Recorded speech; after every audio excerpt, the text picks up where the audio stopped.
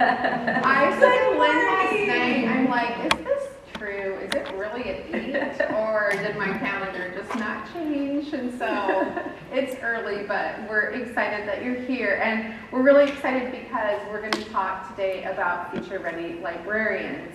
And today we're going to take a little journey. And I am excited because I get to present with maybe my dear friend Lynn.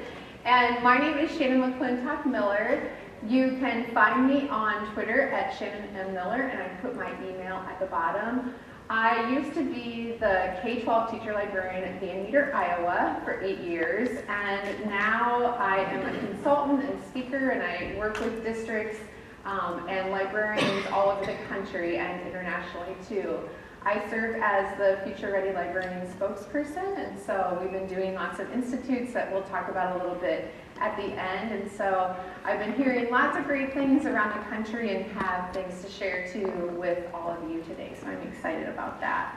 I'm Lynn Kleinmeyer. My current role, I am a digital learning consultant at Grantwood AEA, but within that capacity, I actually also get to work with and support the teacher librarians for all of Grantwood as well. Prior to this, I was actually a teacher librarian over at Lewis Central School District on the opposite side of the state, over in Council Bluffs, and prior to that, I taught 7th grade reading. So it's nice to be able to bring all of these things together. And I get pretty fired up and passionate about future-ready schools, but specifically about future-ready librarianship and what we can do. So we know that librarians are changing, right? Who is a librarian in here? So most of you. Is anybody not a librarian that's in the room? What do you guys do? I know what you do. I'm a second grade teacher. Okay. I'm an instructional coach. Okay. Anybody else? Well, this will be great because this ties in too with you because librarians affect, as we know, everybody within our school, and we know that libraries are changing. We also know that librarians' roles are changing too, and learning is more collaborative, innovative, exploratory, and creative than ever before with all of these new educational trends developing.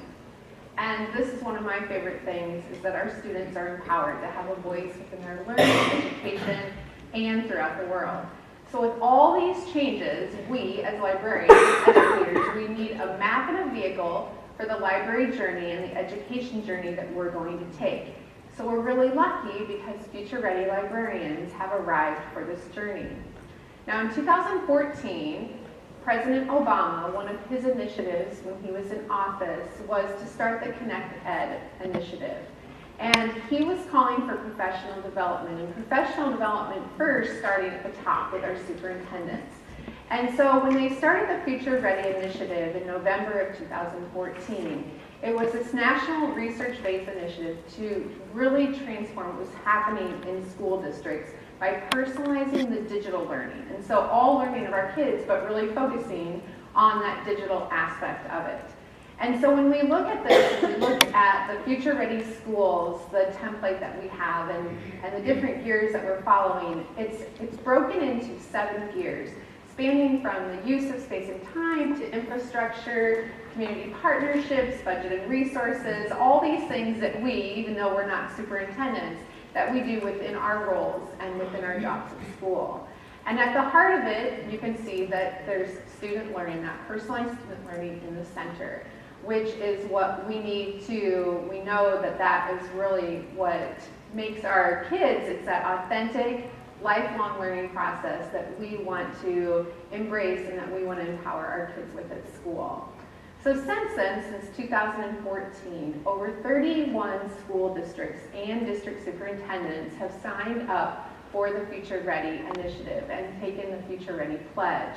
These things mean that they're going to work collaboratively with their district to develop a vision for digital learning. They're also going to empower educators within their building, but also throughout the country through professional, personalized learning, and mentor other district leaders, which I think is one of the neatest things too, is to see how empowered our superintendents have been. So when they did this, yeah. Just so you know, here in Iowa, there are 76 school districts, approximately 75 superintendents who have signed that Future Ready pledge. Yeah, that's so exciting. And you can look on the Future Ready page to even see who has signed the pledge. So what superintendents, what school districts are Future Ready to. So it's easy for you to look it up. Now, when they started to think about how they were going to bring this to schools and how they were going to infuse all these different things that we wanted within these gears, they thought to themselves, we need, though, a person to do this. We need a role in our school, somebody that's going to be able to help our superintendents with all of these future-ready things. So, of course, they looked at us as the teacher librarians and what we could do, how we could support not only our superintendent, but our school district too. And they knew that future-ready librarians were the ones that were going to drive this initiative. So a big group of leaders got together. This has been almost 2 years ago now in California. They actually met at Star Walker Ranch, which is so cool. And leaders in our profession, but also leaders in education.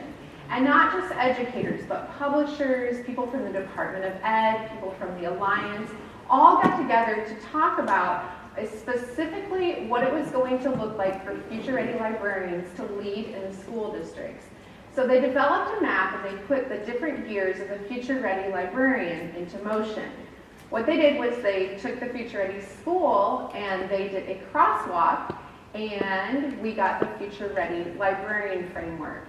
Now, when we look at this, just a little lingo for when you hear and people talking about future-ready schools and the librarian framework, is you can see in the middle of the framework that these gears that we have, or these wedges, are the same as what we have in schools. That's where it comes from. So like over here we have community partnerships.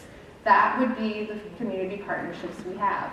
On the edge, or we call it the edge of the wedge, that is our job as teacher librarians. And so when we look at community partnerships, future-ready librarians are cultivating community partnerships.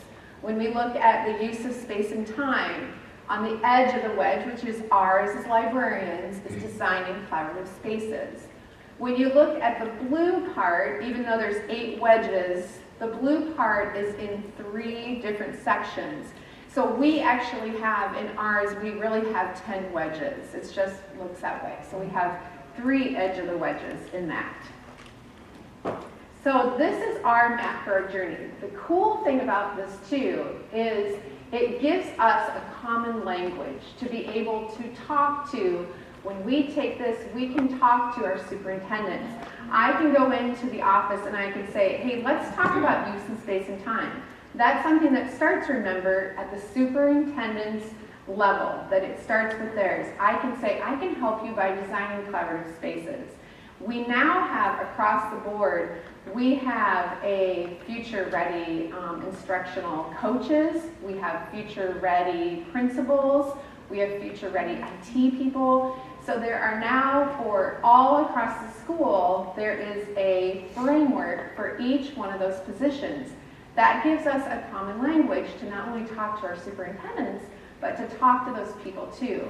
When we sit at the table with all the people in our school who are leaders and leading and changing things, we have this common language now as librarians that we can take to the table too.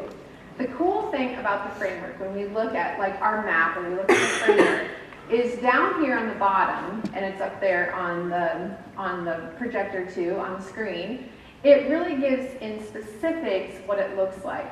And so, for example, under Designing Collaborative Spaces, provides flexible spaces that promote inquiry, creativity, collaboration, and community.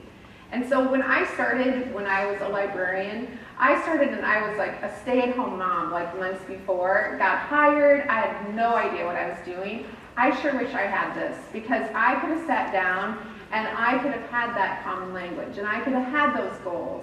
And that's where it would have started for me when I was setting those goals too for my school. And so it would have been really nice to have that.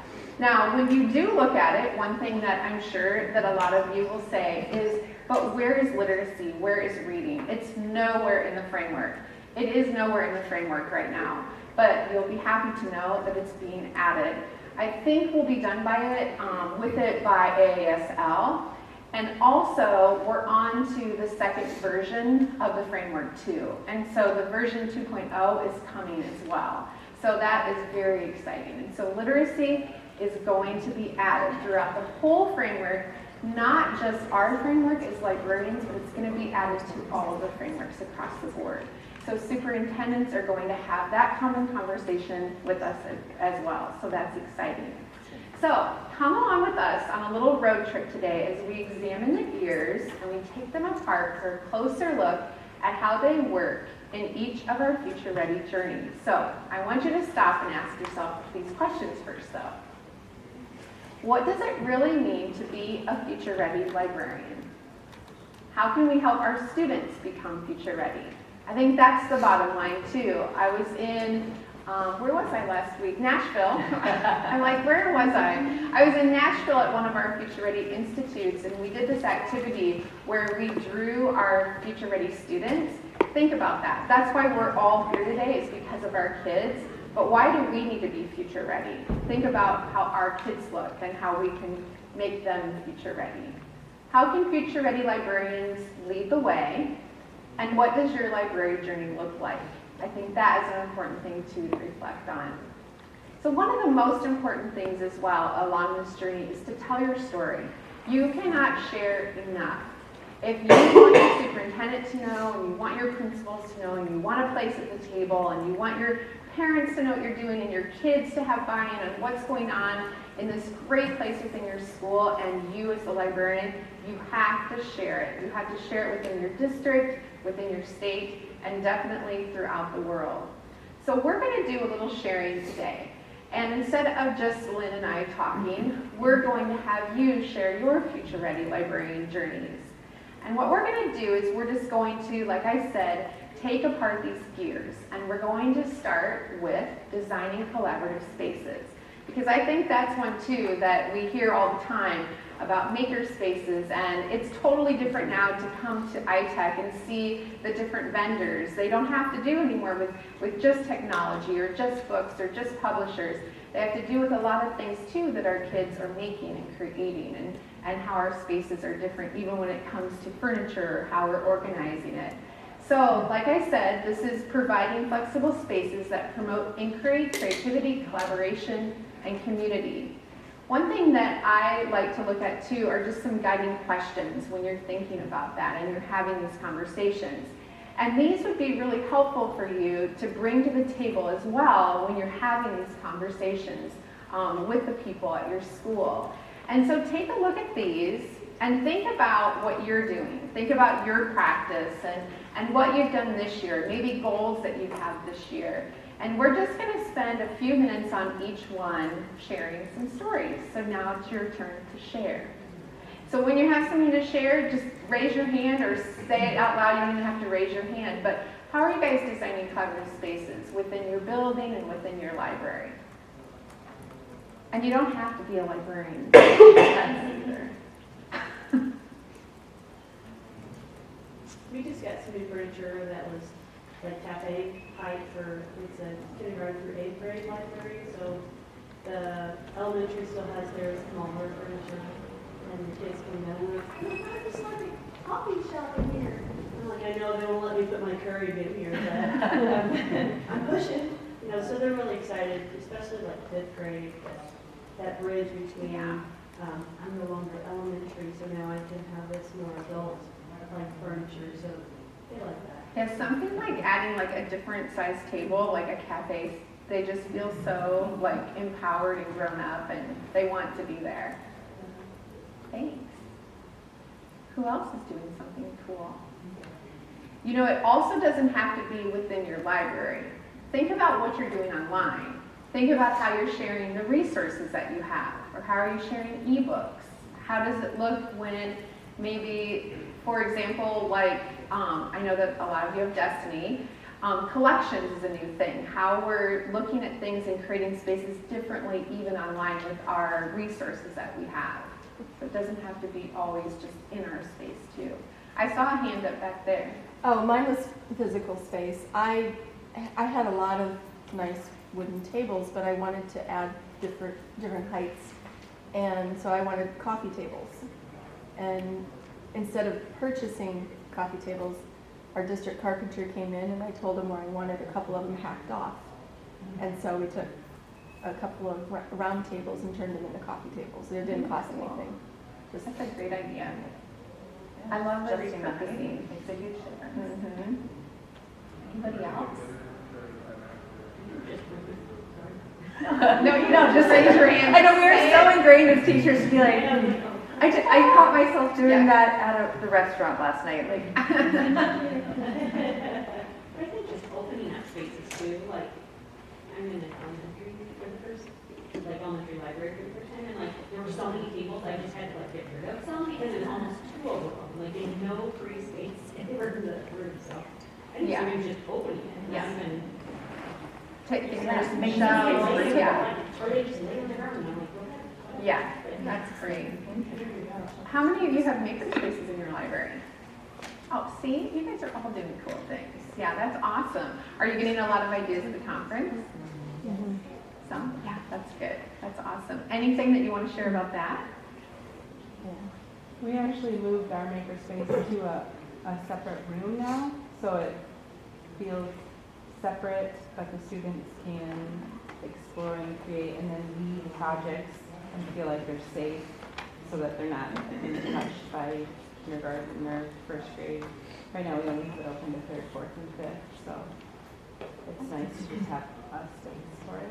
Is this your first year for your maker This is our space? second year. That's awesome. We took the old ICN rooms, like out in the high school, and we created those rooms for our makerspace. So again, they have, it's separate rooms, but because I had old areas, they're kind of defined. So one's more a construction zone, one's a green room, where there's some kind of area crafty.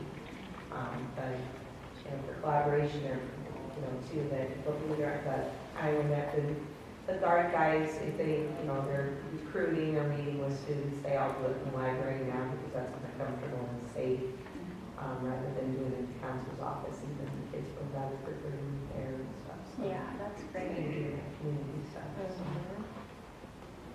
one of my favorite things that we did, we were recipients of a Scale Up grant where we got the huge chest of, you know, we call it toolkit stuff. And in designing the space, you know, I kind of made a defined makerspace area. But then I had the back of this toolkit sitting there, and I'm like, what can we do with that? And so we actually got just the magnets for poetry.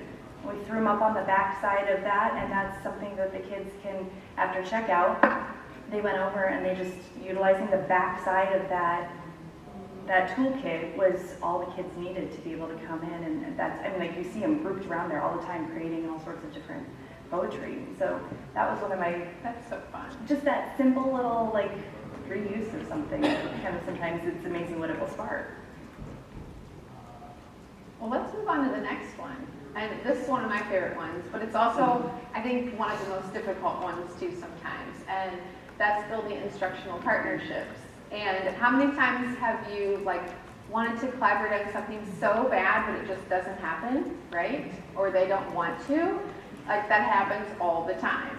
And so I think that it's really cool to be able to actually look at this and now, like we said, have this common language that you can bring to the table on the why. Like, why do we need to be collaborating? Even though we've always known that and we might have put things on the table before, I think having this common language and this roadmap is something that is really, really helpful. One thing that I want to point out too is the digital citizenship piece. And even though we have within our framework, we have privacy, you'll see digital citizenship throughout the entire framework. And that is something that is really important because we can't be the only ones in our school who are teaching digital citizenship. It has to come from all of our teachers, from all of our leaders. And this is something when we go to the table, and it was always, that was one thing that was really helpful to me, was that they knew that I needed to help them. And they also knew that I was going to teach them how to teach digital citizenship. And so pay attention to where digital citizenship and information literacy fall into the matrix, because this is something that's helpful to us, that we're not the only ones that have to be or should be teaching information literacy and digital citizenship. We need to empower our teachers and our students as well. These questions are really helpful too, and you can take a look at those as we're kind of sharing some good stories, but how are you building instructional partnerships? And it can be too a story of like, if you guys need maybe some help, or this is a safe place too that you can say like, I did this, like completely failed, like, do you guys have any suggestions for me too? This was a hard one. The second grade classrooms were working on writing projects, and they were worried that they wouldn't get to the publishing piece.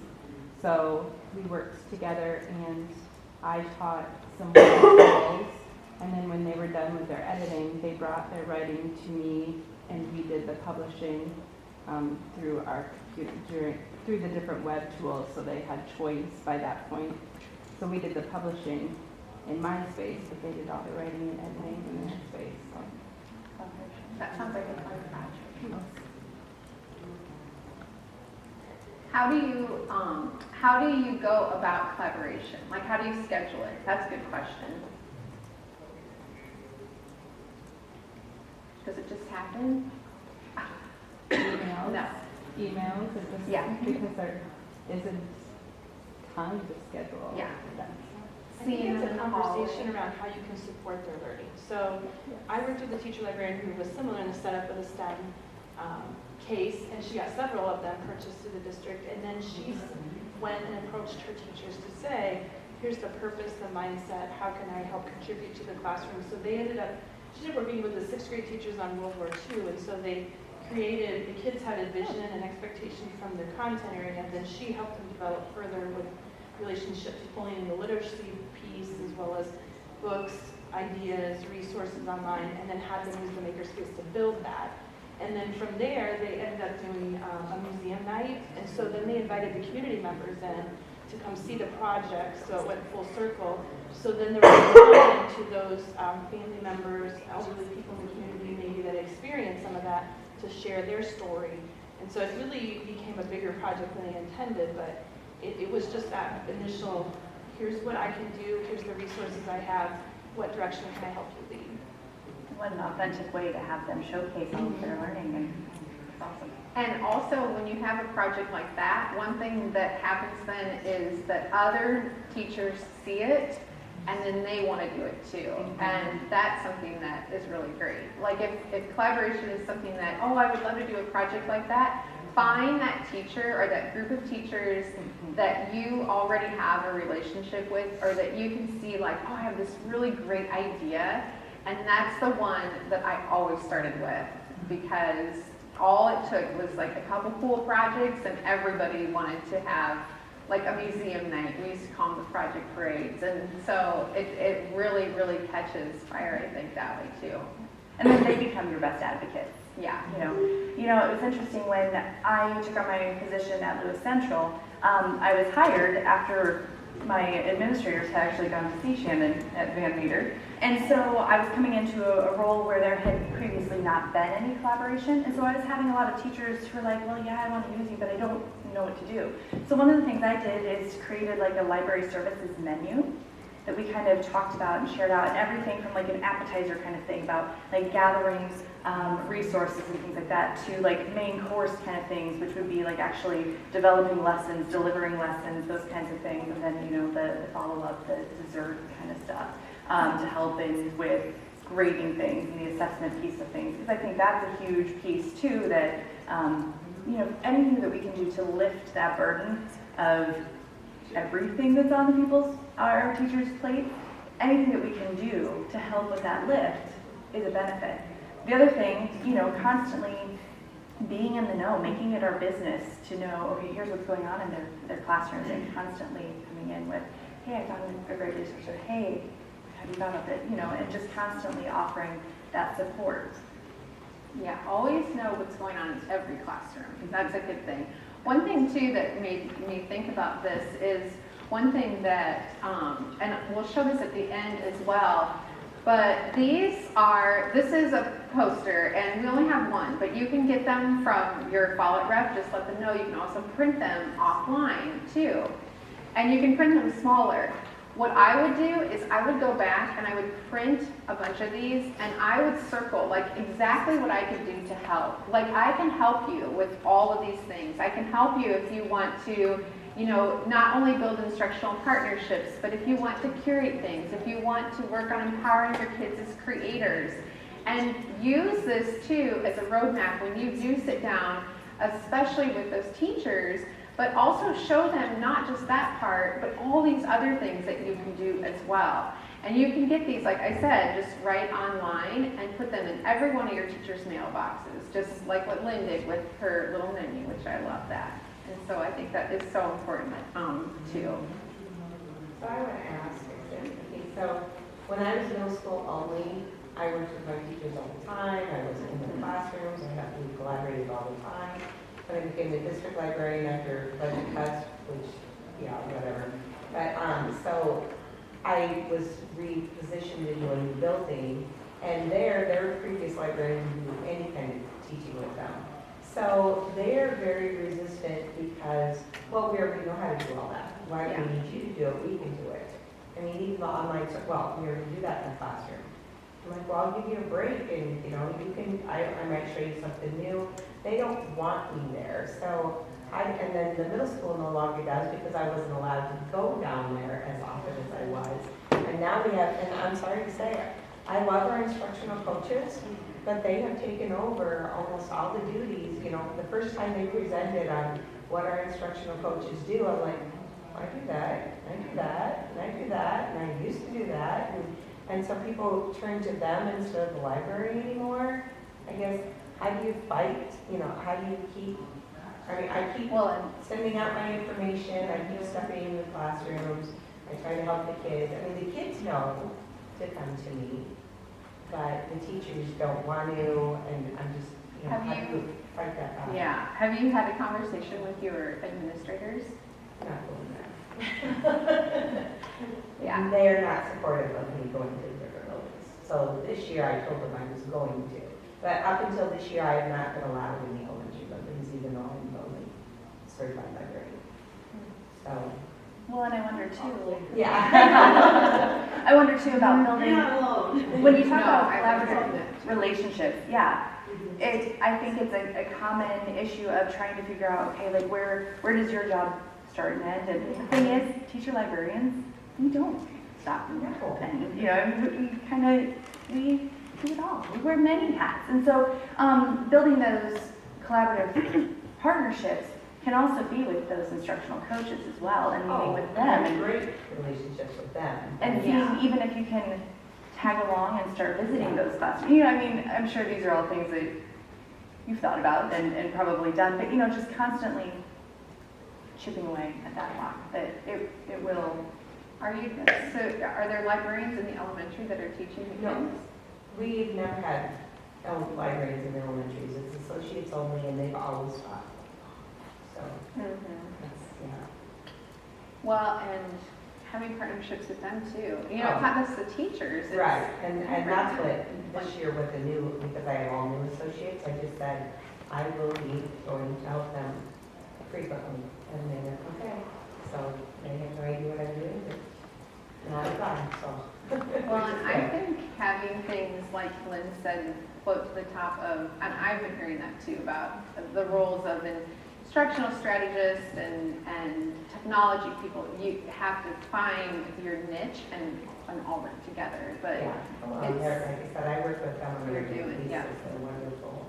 And I'm not trying to discount them by all means, No. but sometimes the teachers now expect them to do it when, and they're very good. Well, go ask her. You know, she knows what she's doing. I'm not available, so go ask her. Well, one thing I think that's going to be helpful too in the next month is the new standards from AASL come out, and they are incredible. And they're going to complement the Future Ready framework and also the ISTE standards that we have for teachers and the ones for our students too. And so taking like the AASL standards and specifically saying the skills that you have as a librarian, that you have that is different from a teacher, different than an instructional coach, the things that you have been trained for and that you're an expert at, I think that that would be your best defense. And until the people, the leaders and the teachers and the instructional coaches and everybody in your building see those specific skills that you have, there's some things online. There's been one webinar about the standards too. But when they come out, they're just really, really awesome, and they're so specific this time. I would definitely pre-order the book so you have it when it comes out.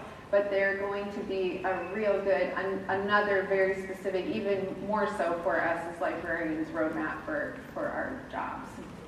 I will go back to the roadmap, that framework one more time. That piece of advocacy, that education, because let's figure out how many times have people looked at you and said, well, what do you do? Yeah. Or how many administrators don't quite understand that the role of the librarian has shifted, and that we have always been about all of these things, but now we have that definition, and like Shannon said, now we have that common language to go back and say, okay, here are the things that I do as a librarian. And if some of those things have shifted, okay, so tell me who's taking care of these, because I need to be. So just having that advocacy piece built right in. Yeah, it's good. You know, one thing that I did, and then we can go on to the next one. One thing that I did after a couple years of being at Van Meter, and I felt that way too, because nobody knew what a librarian should be doing, including me in the beginning. After a couple years, I asked my administrators if I could be on that first day back to school every year. Was it scary? Heck yes, it was scary talking in front of all the teachers, K-12 and my administrators that first day back. But until I stood up there and I was empowered myself to say what I did, but people would say like, oh, I didn't know you could do that, or you're an expert in this, or you know how to do that. And it was not only really great for them, but it was so empowering to me, because I was like, these are all the things, the skills that I have that are different than everybody else within our school, but also the things that I needed to also teach the teachers. It wasn't just about, I think as librarians, the digital citizenship piece and information literacy, and teaching your kindergarten teachers how to create citations. They have no idea if they've graduated, 20 years ago from college. Little things like that we're an expert on. But until I had that platform at the beginning of the year, and not just, going, to each classroom, but having a piece at back to school or every PD session we had, or having, little mini workshops, anything that you can to just, and even if you have a couple people, it will catch on. And you still might never have everybody in the room for little things that you have, but you're making a huge impact on people in different ways. Yes. I'd like to hear from others in the room about that. That's my big frustration, is we used to have that kind of time where we could have a breakout session. When we first rolled out Google Apps in our district, we had those opportunities, and it was great. But our PD is so tightly scheduled now that even if we were to ask for the time, we can't get it. And we have weekly early releases, but everything is so tightly scheduled, and we're always told there's no time. Anybody running into that? Anybody have anything to? That's my frustration right now. Yeah. Is your PD more district-led or building-based? Yes and yes. Yes and yes. It's hard to make a difference about ties together, it's all curriculum. So one of the things that several members of my teacher librarian team have found successful is they will fight to get on their ILT or their building instructional leadership team. So for us, that was helpful because they had a voice that wasn't at the table, so they made it a point. And now that they have a much louder say in the kinds of PD that is brought to staff. Obviously that can't be a solution for everyone, but that helped because I think they were fine being in their library, kind of in their role, but they recognized that I have to step out of my comfort zone and take a leadership role if I want to change this. And we have other buildings where teacher librarians tried that, and the principal was like, nope, we're going in a different direction. But it helped. I mean, it helped overall.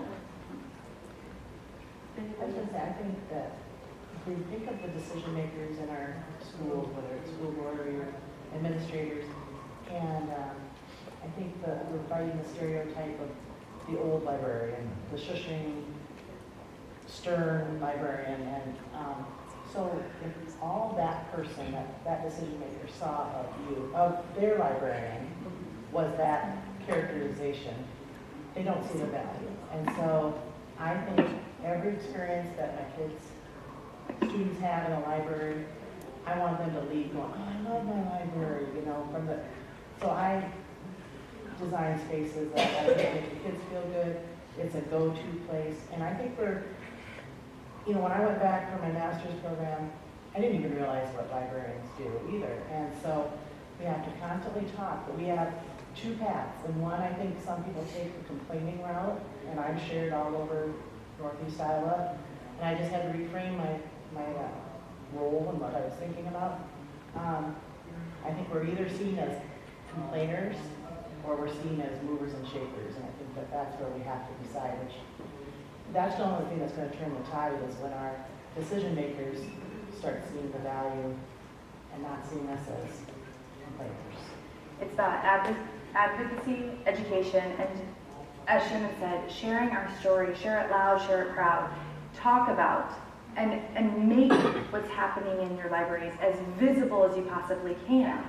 Start sharing out as much as you can, whether it's on social media, whether it's like sending out a newsletter within the school of, hey, here's, like, help people understand and communicate what you are doing so that they begin to understand. There's that mind shift of, okay, here's what my librarian is doing, and here's what that library is doing, not just for the students, but here's what the library can do for the staff, and here's what the library can do for the whole school system. And one more quick thing on that is I know that a lot of buildings are using associates, and I just, like I said, had to rethink my whole idea about it. And so a big part of my job is just talking a lot to my associates so that they're carrying out that vision, because I can't be there. And so they're my front line, and I'm constantly saying, make this a good experience, you know. So we have, I don't know, I just feel really passionate about that. What we put out there can be perceived as good and valuable, or not. Well, and that's happening all over the country, and Iowa is so much better off when it comes to that than so many places. Like, you go to like Colorado, for example. I was just at Denver Public Schools. There is one head librarian. All the rest of the people in the whole public school system are associates. When I went and presented, people were coming up to me not to come help them with their library. One lady actually said, will you come this day on this time because I have some kids in there that I need help with. Yeah.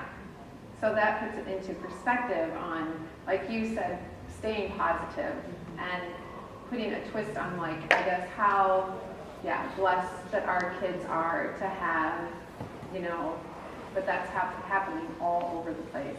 And it's becoming now Texas librarians, which has always been, to me, one of the strongest places for librarians.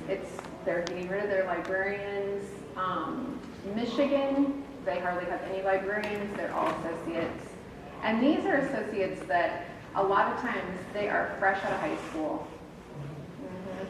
And I mean, and empowering them, that's what I always say when I go there. If we do have that situation, that is something we have to do, because there are great people in these roles that have taken these roles, and all we can do is empower them too. Yeah.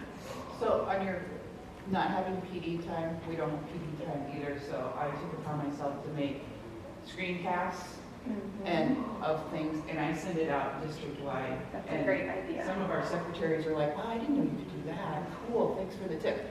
They read it, if they watch it, they watch it. If they don't, then pretty soon people are going, I didn't know you knew how to do that. They're like, yeah, I watched Kim's That's a great idea. little tip, and then it's in my blog, and they can go back and find it. And I'm just going to shove it down your throat until somebody bites it. I know, and don't you love it when they'll say, like, you've sent like way too many emails like this week, and you're like, I'm getting that in there. They know on Tuesdays that's when it's going to come out. That's awesome. Well, and that whole, the flipping the PD idea as well. You know, I used to kind of do the same thing where I do like a s'more with like whatever tool it was that we were working on, and then made sure it was aligned to whatever our initiatives were. And so like I would send it out with the tutorial videos and the links and stuff like that, but then I would offer like a before after school time of if you want to learn more or if you need help.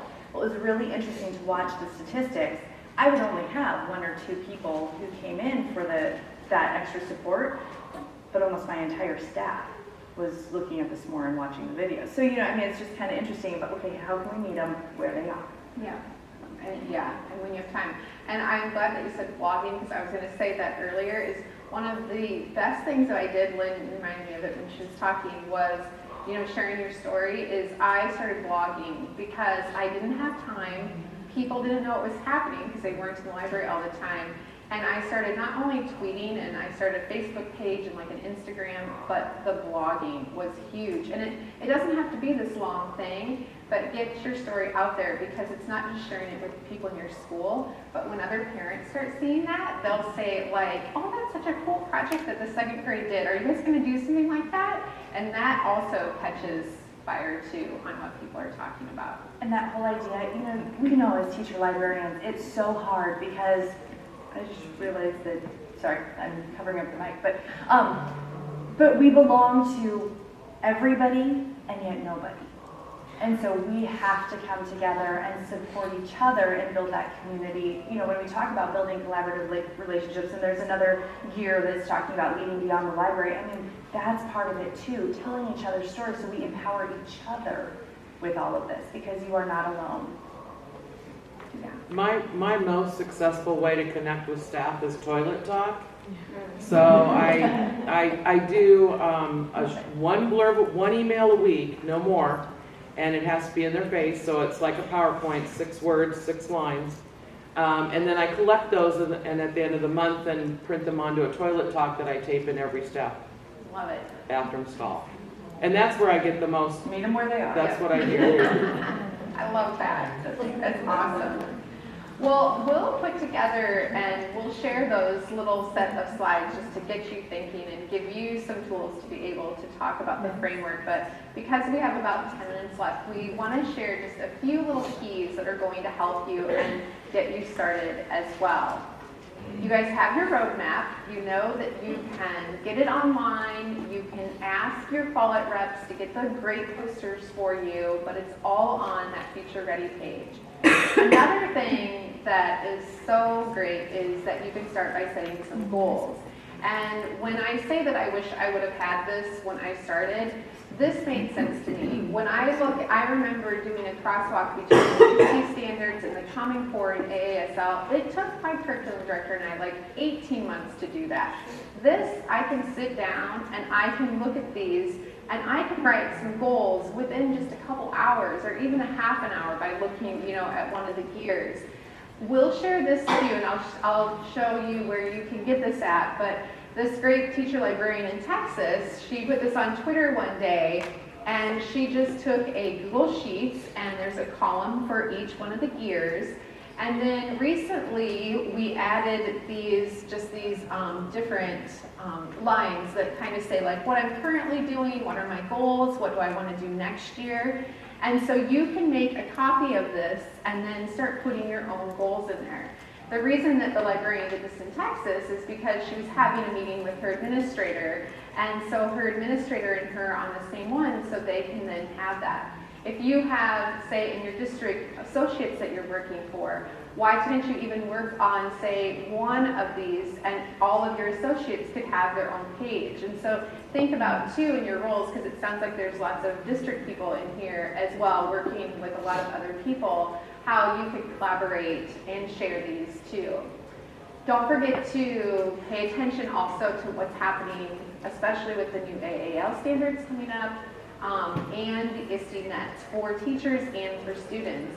And so when you're looking at those, this isn't the only thing that drives us. We have these other standards that we also have to be paying attention to too. Be transparent about your goals. You cannot share enough. And even if you fail, at least you're still growing. And that growth is what's important to us, but especially to our kids. This Padlet underneath here is a Padlet that I started several months ago. that are people all over the country sharing their goals. And so they make a copy of that goal sheet. Then on the Padlet, they share that goal sheet. So you can take a look at what other people are doing. And it's so inspiring because if you get hung up on something or you're thinking like, how can I do, support the ensuring digital access? How can I support my kids when they're becoming creators? Look at what other people are doing as well. Also, get connected to the Facebook group, the Future Ready Librarians. How many of you are not on the Future Ready Librarian Facebook group? It is unbelievable. It's almost 12,000 people on this group, but even though that's a huge number, you can ask absolutely anything. And it's this amazing conversation all the time. You can share things, you can ask questions. It can be as little as, doing things for the fall and what are you going to do with your 3D printer to, like, my superintendent wants to cut my position. What am I going to do? And it's great because on a group you can even search what people have put on there. So if you go back and you're like, I want to see how other people are collaborating, or I want to see how other people have time for professional development, you can search also a Facebook group too. And so please join us there as well. Also on Twitter, we have a hashtag FutureReadyLives. And I always encourage people to use the TL chat too. That's been around forever. But it's great because we can now tag that and follow those conversations. And I would also recommend following the Future Ready Schools Facebook page. And so that is just a constant stream too of just great things being shared, not just as librarians, but us as educators. On Instagram, we're using that hashtag too. So I love Instagram to see all those things. And then this is just a few ways to find resources. And so if you have this framework and you're armed and you're like, I'm going to go in there and I'm going to, say how I want more professional development time, I would highly suggest that you have resources in hand when you go to do that. This is a great place to go because this is a Padlet. It's organized in columns, and so you can find information on each one of those gears.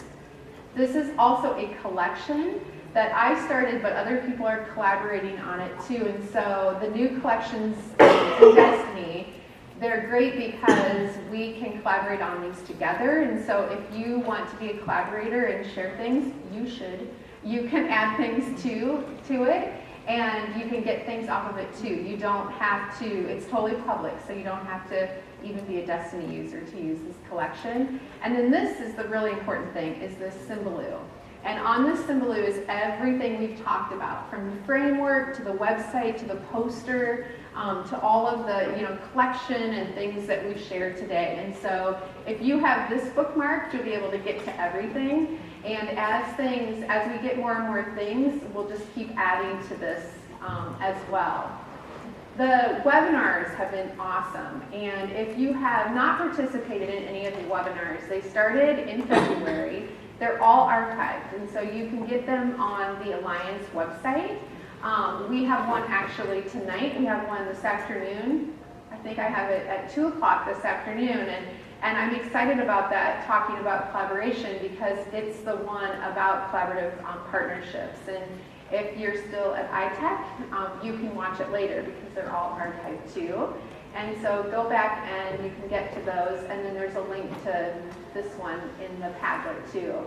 The institutes, we kicked off this fall, and we are now, I think we have 3 left. But these have been around the country, and they have been amazing. They're 2-day institutes, not just for us as librarians, but for every role within the school. And so you're sitting at the same table with administrators and teachers and IT people and having these great conversations. Next year, we're going to still have institutes, but it's going to look a little different. And so stay tuned for those, because there's going to be a lot more events that we offer, but they're going to look a little bit different. And these are all, I can't remember, did I say they're free? They're all free. So really, really great way to get kind of that really focused PD in there too. And like we said, like, this poster is a great way, not just for you to have a roadmap, but a great conversation piece to bring back tomorrow, something that you can really sit down and say, like, these are the things that I can do, and these are the things that I want to do. And even for you, when you're setting your goals, the things that you want to do in your job and want to do even better or different. You do have what it takes to lead the way. And to make a difference in your library, One here and one story at a time. and to empower and engage your students to be future ready too. So let's take the road trip together as we lead the future of education and make a difference in the world, or as Buddy Barry said, lots of worlds. So please don't hesitate to contact me. I have not only my Twitter handle on here, but also my email. Please don't hesitate to reach out. I would love to sit and chat with you guys. I would love to sit and brainstorm with you guys of how we can continue the journey together. And me as well. And on the iTech website, I put that Symbaloo. And so not this presentation, but the Symbaloo with all the things that we went over today and then some. And so there's more things on there too. But please feel free to reach out if you have any questions. I am happy to help any way that I can. I brought some Future Ready swag, and so some stickers and pens, and you guys can come up here and get things. And just remember that if you want copies of these awesome posters, especially for you two district people, you guys can take these back for all of your libraries, but hang these up, go back and share the framework, share the things that you can do, and you guys are awesome. And so I'm excited that we got to share a little bit about Future Ready Librarians today, and we're here if you have any questions. You get to sign, too.